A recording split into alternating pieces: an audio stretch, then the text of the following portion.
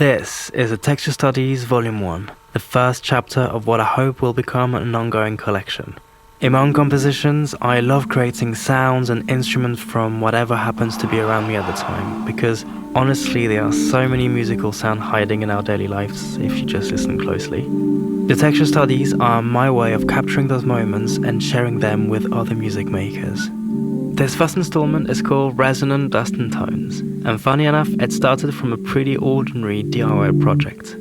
One weekend my partner, her dad and I were building a sliding door, and when her dad started sanding the wooden door, it created this beautiful droning two-tone hum. The electric sander was attached to a vacuum dust extractor combo, and both of their motors naturally locked into a perfect fifth. The sound was reverberating through the hollow door, creating this solemn, almost organ-like drone. From there, I threw the recordings into a bunch of effects, ran them through tape and mangled them a bit. And what came out were these rich, drony textures. And that became two things: the texture files, the sample pack, and the Dust engine, a virtual instrument built entirely from those recordings. You can find the link to the Texture Studies under the video. But for now, I want to walk you through the virtual instrument, the Dust engine. Let's get started. So, the Dust engine. I built it in Decent Sampler, partly because it's free to use, but also because I really love the community around it. For the instrument itself, I wanted to treat it more like a synthesizer. Normally with a synth, you'd pick a waveform, like a sine wave or square wave. But here, instead of waveforms, you're choosing from 40 different samples. From there, you got a simple low-pass filter with a cutoff and a resonance knob. And then there's this little switch there, which I'll get into later. Then you get two reverbs, a colorful plate, and a massive one I call Nebula. They're both quite long and intense, but that's kind of the point. I love how reverb pulls out hidden details in a sound, like unexpected frequencies and resonances. For me, it's all about uncovering new colors from the textures, really. There's also a basic envelope, and I added a knob that lets you scroll through the different sounds. I really like having a physical control link to the menu toggling. It feels more hands-on. But of course, you can also use the arrow keys on your keyboard to move through the sound menu if you prefer. Alright, let's jump into the first sound source. This one's called Amber Light.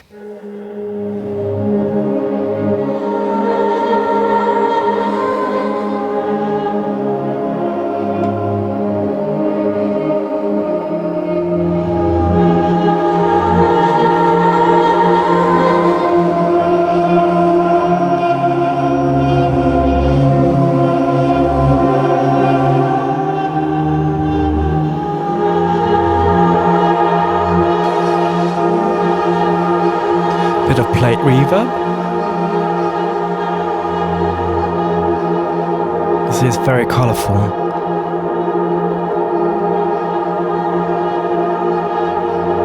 Too much of it is like a different instrument. And then the Nebula one sounds like this.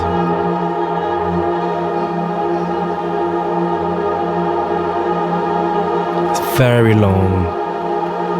Very big, very space-like.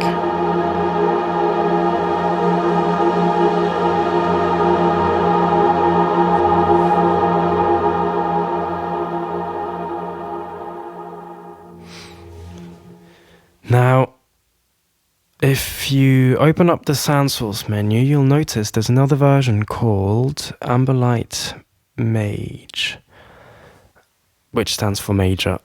This one is actually the original drone from the sample pack.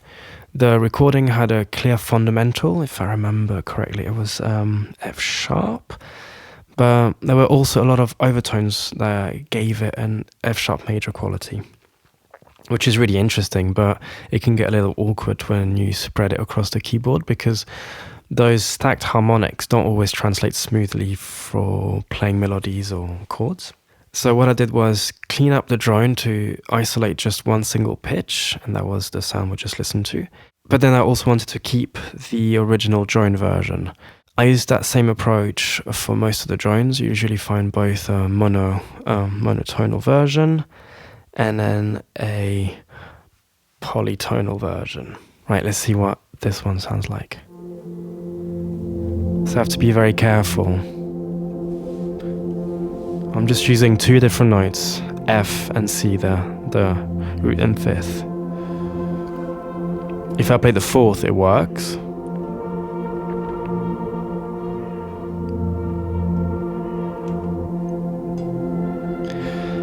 But if I start venturing, if I want to play D minor, for example, it's not going to let me. It's going to play D major. So it's a very different way of approaching this one, but it's also very colorful and interesting, I think.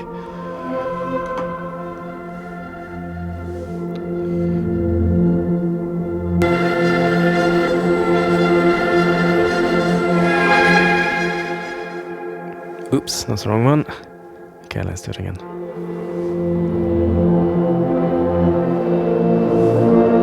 I'll just stick to these two notes.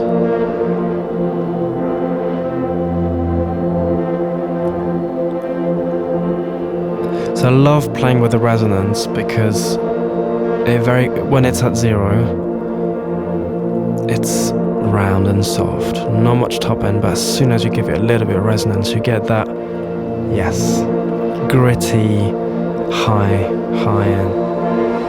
frequencies.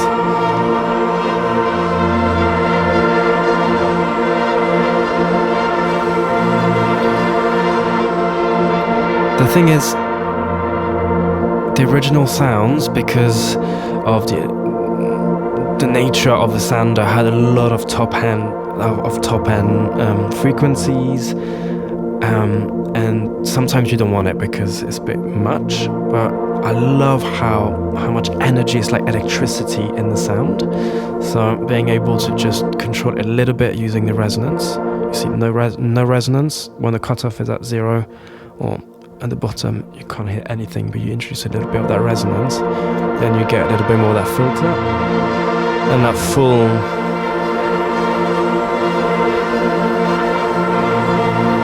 it's like floating in the air, kind of. Let's just finish. Back to F.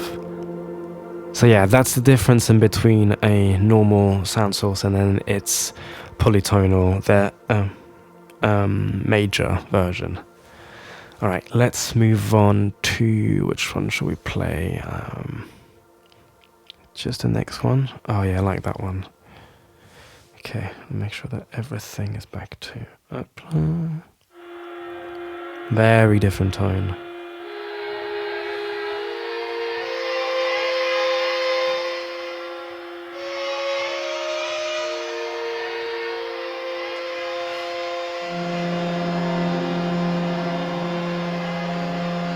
Can you hear all the little whispers in the top end? Now, I've put an envelope in ADSR there because it's good to be able to control this. But what I find interesting is some of those sound sources, you can very easily turn them into more of a pluck sound, or maybe more like keys sound. So I'm going to put the attack right down to the bottom. Not much sustain and a short decay.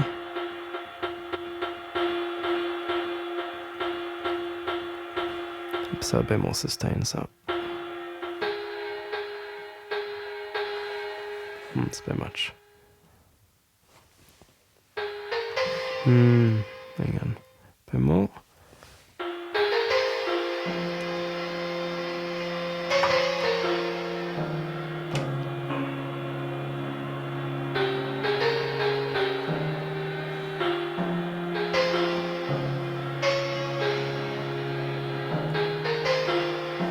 Maybe the attack is still a bit too quick.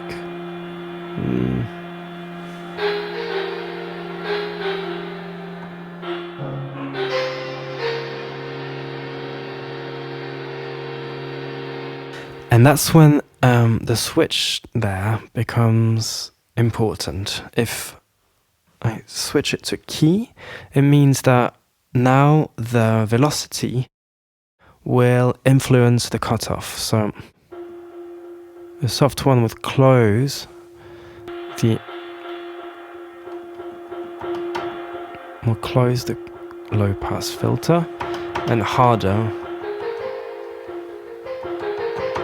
will open it up. You always need to give it a little bit of resonance, I find.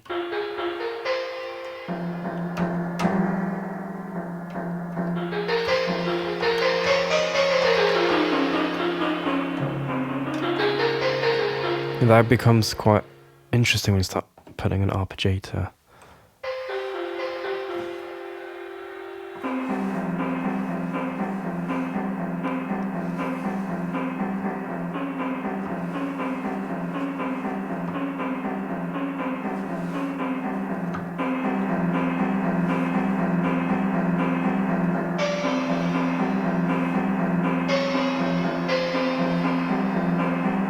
So yeah, that's basically it. I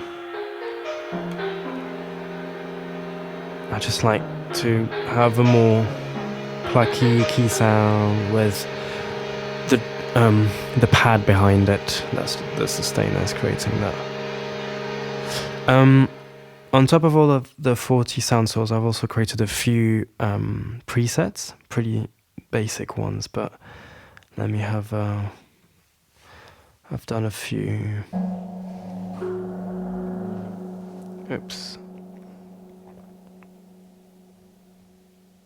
Maybe this one? Yeah.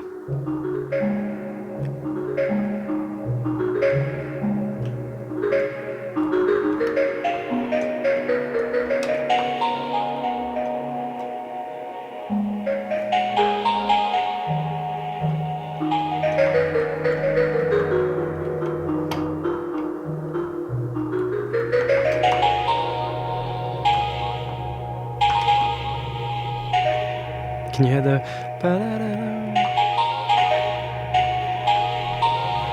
like little flutes?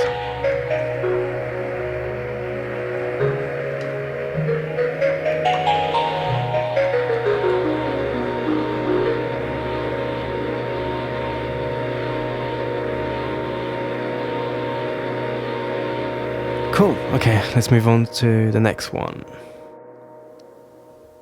So I'll go back to the original sound preset. And then let's maybe play through... I like that one. Dune, Dust, Reverie.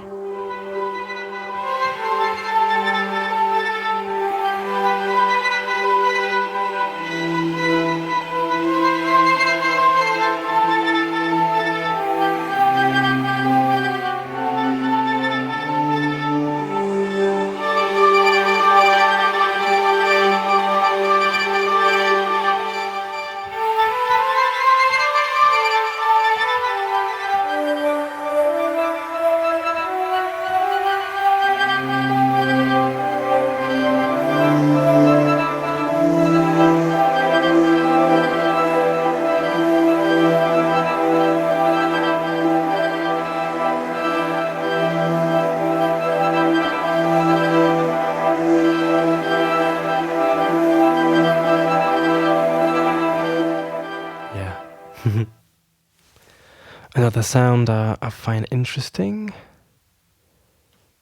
Oops. Sometimes easier like this. Cool.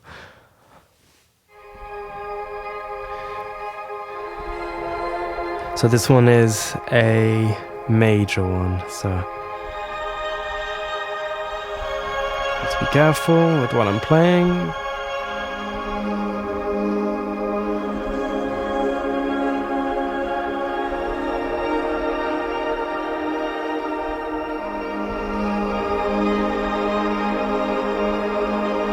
I mean, you could just hold it and let it do its stuff.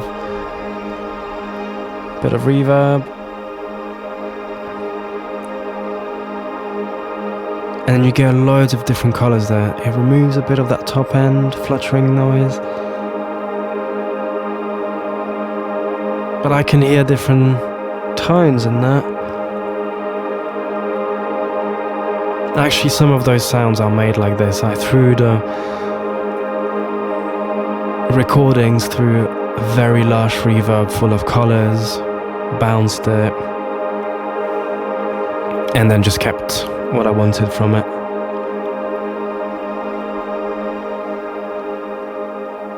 Alright, there's one sound that I particularly like. Give it a bit of tail. Is Harmonic Pulses. So this one is one of the rare one in the pack that has rhythm. Okay. As the higher the notes, the faster that pulse. I did that on purpose. I know that there's a way to avoid this, but I don't want this to be a percussive instrument or rhythmic instrument, but I want this to have this fluttering wing vibe.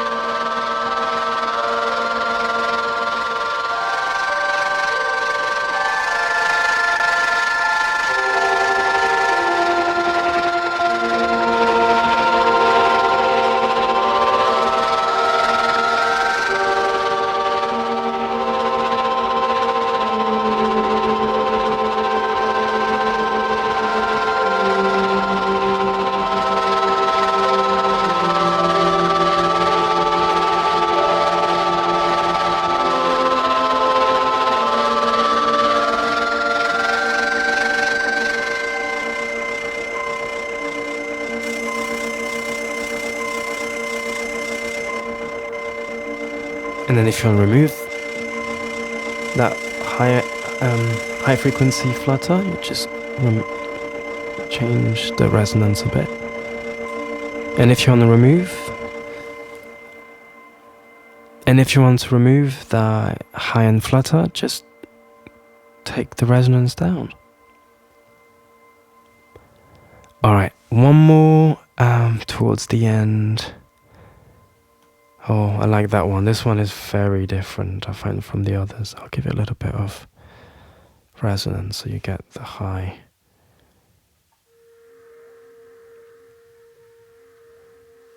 I don't know if you can hear it, but this one has a bit of a flute.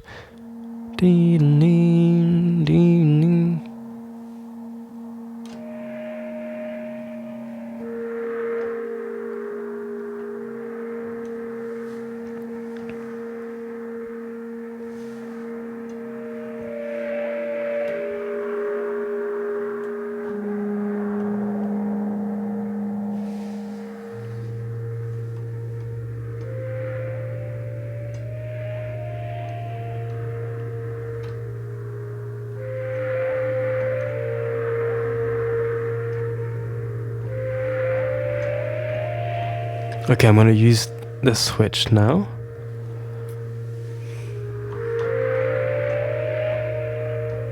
Because it gives me greater dynamic range. See, soft notes, cut off down.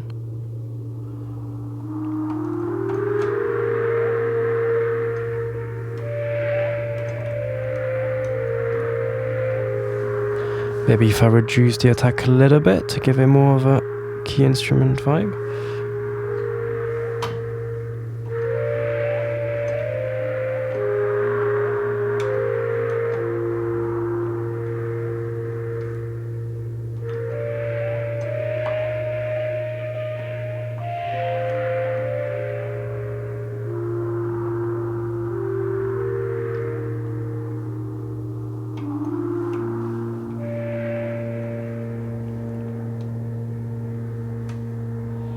You couldn't hear the high notes.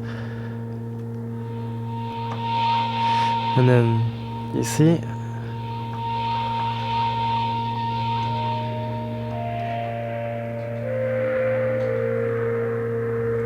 Maybe down. Get a bit of bass.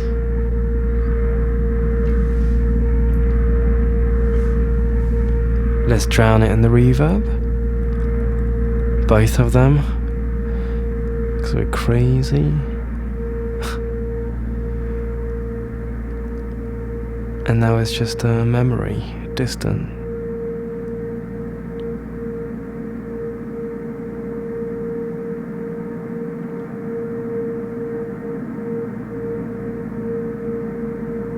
let it go, and let it ring. And that's it.